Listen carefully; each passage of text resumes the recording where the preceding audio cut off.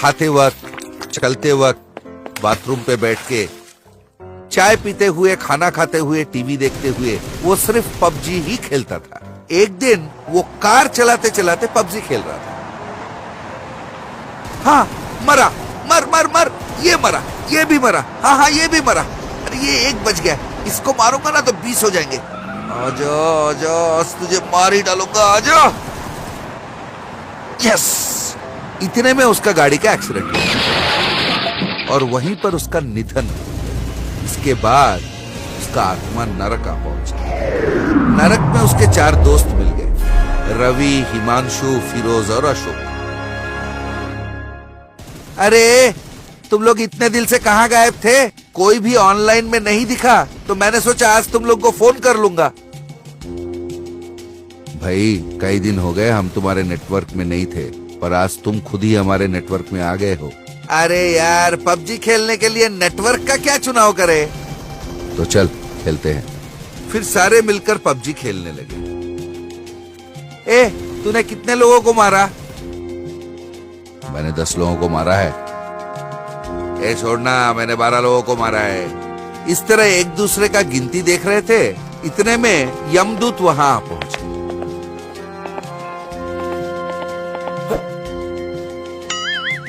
ए, देख यमदूत आ रहे हैं, कहकर उसने फोन अपने पीछे की तरफ छुपा ली।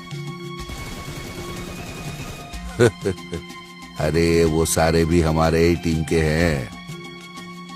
अरे क्या, ये यमदूत भी पबजी खेलते हैं क्या? क्या बोल रहा है यार, यहाँ जितने भी लोग हैं सारे खेलते हैं।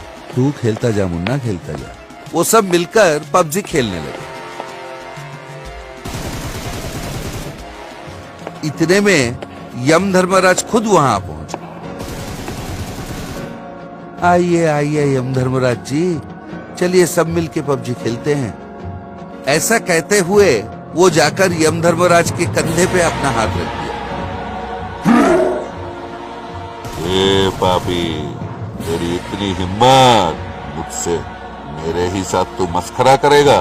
यमदूतो, इसे और इसके सारे दोस्तों को ले जाओ और उबलती हुई तेल में इन्हें भुनो। उसके बाद नरक में जितने भी दंड है, सारे दंड का मजा इन्हें चखाओ। यमदूत बाबा और उसके दोस्तों को ले गए। फिर उबलती हुई तेल में उन्हें डुबोकर बाहर निकाला। बाहर निकलते ही बाबू ने अपना सेलफोन देखा। अरे मैंने सोचा था उबलती हुई तेल में डालेंगे तो सेलफोन खराब हो जाएगा, कुछ नहीं हुआ। बहुत खुश होकर वो फिर से पबजी खेलने लगे। यमदूत अचंभित हो गए। इस बार सारे दोस्त उल्टा सोकर पबजी खेल रहे थे। अरे आजा आजा, मारूंगा तुझे हूँ। अरे इसकी मौत तो मेरे हाथों लिखी है, आजा आजा।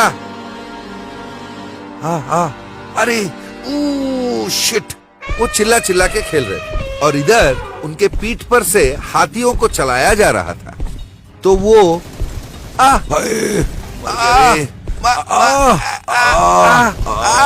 इस तरह चिल्लाने लगे।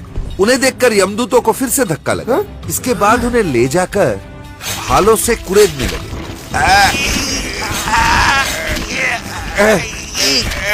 इस तरह वो करा रहे थे। इसके बाद एक के बाद एक नरक में जितने भी दंड थे उन पे आजमाया गया, पर उन्हें कोई फर्क नहीं पड़ा। इन सब के बीच वो पबजी खेलते ही रहे। उनको देख के यमदूतों का होश उड़ गया और वो सीधे यम धर्मराज के पास जा पहुंचे। यम धर्मराज, यम धर्मराज, क्या हुआ? क्यों चिल्ला रहे हो? प्रभु, उन पापियों को सारे दंड दे दिए, फिर भी उनको कोई फर्क नहीं पड़ा। कम से कम उनको दर्द तक महसूस नहीं हुआ। ये सुन के धर्मराज के होश उड़ गए। नरक के बाकी पापियों को भी वो भ्रष्ट कर रहे हैं प्रभु। सिर्फ पापियों को ही नहीं प्रभु, वो तो हम यमदूतों का भी भ्रष्ट कर रहे हैं। कुछ यमदूत तो सब कुछ छोड़ के पबजी खेलना शुरू भी कर दिए हैं। वो पापी यहाँ रहेंगे तो सब कुछ नष्ट हो जाएगा, सारे यमदूत भ्रष्ट हो जाएंगे। उन्हें और एक भी क्षण नरक में रखना जोखिम की बात है। यमदूतों, उन्हें अभी इसी वक्त उनकी अपनी दुनिया में वापस भेज दो। साथ साथ नरक के गेट के बाहर बोर्ड टांग दो कि पबजी खेलने वाले को यहाँ जगह नहीं मिलेगा। इसके बाद यम धर्मराज के आदेश अनुसार उन लोगों को नरक से भी निकाल दिया गया और नरक के बाहर एक बोर्ड टांग दिया गया कि पबजी खेलने वाले को यहाँ स्थान नहीं मिलेगा। एक किसान और एक भूत। चंदू नाम का एक किसान रहता था। वो बड़ा भला आदमी था, बड़ा भोला भी था। एक दिन वो सब्जियां बेच रहा था। सब्जी ले लो सब्जी, टमाटर ले लो, बैगन ले लो, मूली ले लो, आलू ले लो। अरे ओ सब्जी वाले, इधर आओ। हाँ हाँ आ रहा हूँ बाबू। अच्छा बताओ, भिंडी कैसे दे रहे हो? ये पूछते पूछते वो एक एक भिंडी को तोड़ने लगा और नीचे गिराने लगा। भिंडी 70 रुपए का बाबू। अरे बाप रे, 70 रुपए। अच्छा तुरई कितने में दे रहे हो? ये कहते हुए वो तुरई भी तोड़ के नीचे गिराने लगा। बाबू तुरई तो 100 रुपए का है। अरे बाप रे, ये 100 का नहीं चाहिए भैया। अच्छा बताओ टमाटर कैसे दे रहे हो? बाबूजी टमाटर 50 का किलो बिक रहा है। अरे ये तो थोड़ा सस्ता है, पर मैं नहीं ले सकता, मेरी बीवी की पथरियां हैं। तुम एक काम करो, एक 5 रुपए के धनिया दे दो। हाँ हाँ ठीक है बाबू, धनिया ही ले लो। ये कहकर चंदू थोड़ा आगे निकल गया। चंदू के आगे निकल जाने के बाद सुभाष ने जो सब्जियां नीचे गिरा दी थी उनको समेट लिया और अपने घर के अंदर चला गया। उस दिन अपनी सब्जियां सारे बेचकर चंदू शाम तक अपना घर पहुंचा। वो सो रहा था, उसे एक सपना दिखा। सपने में उसे एक भूत दिखा। मैं रानी हूँ। एक तांत्रिक ने मुझे अपने मंत्र शक्ति से एक शीशे में बंद करके तुम्हारे खेत के पीपल के पेड़ के नीचे गाड़ दिया था। उस शीशे को बाहर निकालो, मैं तुम्हारी मदद करके तुम्हारे हर कष्ट को दूर कर दूंगी। यही सपना चंदू को हर रोज नींद में आने लगा। पहले 2-3 दिन तो चंदू इसे अनदेखा कर गया, पर चौथी दिन सुबह सुबह उसने सोचा, अरे हर रात एक ही सपना क्यों आ रहा है? शायद इस सपने में कोई सच्चाई हो। जो भी हो उस पीपल के पेड़ के नीचे खोद के देखना पड़ेगा। अगर सच हुआ तो सारे दुख दूर हो जाएंगे, नहीं हुआ तो चलो थोड़ा जमीन ही खोद ली। ये सोचकर चंदू अपने खेत के उस पीपल के पेड़ के नीचे गया और वहाँ खोदकर उसने शीशी बाहर निकाली। शीशी का ढक्कन खोलते ही भूत फुर से बाहर निकल गया और वो चंदू को दिखी नहीं। चंदू सोचा, अरे शीशी तो है पर ये तो खाली बोतल है, शायद मेरा सपना झूठा था। ये सोचकर उसने बोतल को वहीं फेंक दिया और वहाँ से चला गया। उस दिन वो घर पहुँचा और अपना सब्जी का ठेला लेके वो सब्जी बेचने निकल रहा था। उसकी बीवी ने कहा, अजी सुनते हो, आज घर जरा जल्दी आना, साफ सफाई करनी है। हाँ हाँ आ जाऊंगा जल्दी ही। फिर वो सब्जी बेचने निकल पड़ा।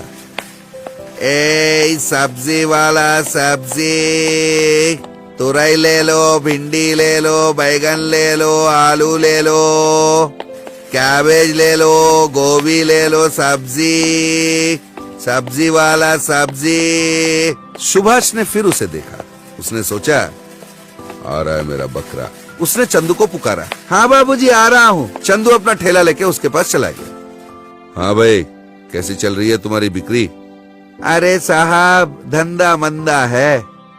क्यों नहीं होगा, सारी बासी सब्जियां जो बेच रहे हो। ये कहते हुए वो एक एक सब्जी लेके नीचे गिराता गया और हर बार वो अदृश्य भूत उसे मारती गई।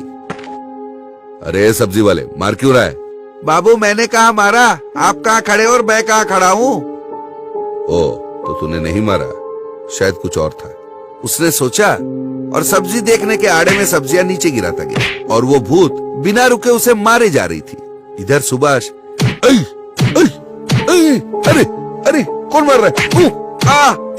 अब तक चंदू को ठक्कर जो सब्जियां लिए थे ना, उसके पैसे दे दे। चौंक कर सुभाष इधर उधर देखने लगा पर उसे कोई दिखा नहीं। मैंने दूंगा। नहीं देगा। और वो मारे जा रही थी। अरे बाप रे, ओ आ ऊ आ देगा, दे देता हूँ, मुझे छोड़, दे देता हूँ। अच्छा चंदू, इसके पहले कई बार मैंने अच्छी सब्जियों को बासी बताकर उन्हें नीचे गिराकर तुम्हारे जाने के बाद उन्हें समेट लेता था। मुझे माफ कर दो, ये लो तुम्हारे पैसे। ये कहकर उसने चंदू को पैसे दे दिए। पर बेचारा चंदू को समझ में नहीं आ रहा था कि हो क्या रहा है। उसने पैसे लिए और उल्टे पांव अपने घर की तरफ निकल पड़ा। वो मन ही मन सोच रहा था, आज जल्दी जाने को कहा है, पूरा घर में साफ सफाई करना है। ये सोचते सोचते वो घर पहुंचा। घर पहुंच के देखा तो वो हक्का बक्का रह गया। पूरा घर साफ सुथरा था। उसने सोचा, अरे ये सफाई किया किसने? मेरी बीवी ने किया है क्या? ये सोचकर वो चुप रह गया। रात को खाना वाना खाके वो सो गया। उस दिन रात उसे फिर से सपना आया। मुझे उस शीशे से बाहर निकलने के लिए धन्यवाद। मैंने ही तुम्हारा घर साफ करके सुब्बैया से तुम्हारे पैसे दिलवाए। चंदू नींद से अचानक जाग गया। अरे सचमुच ये सब किसी भूत ने किया है। मेरे सारे कष्ट भी दूर कर दिए उसने। ये सोचकर बड़ा खुश होकर वो फिर से सो गया।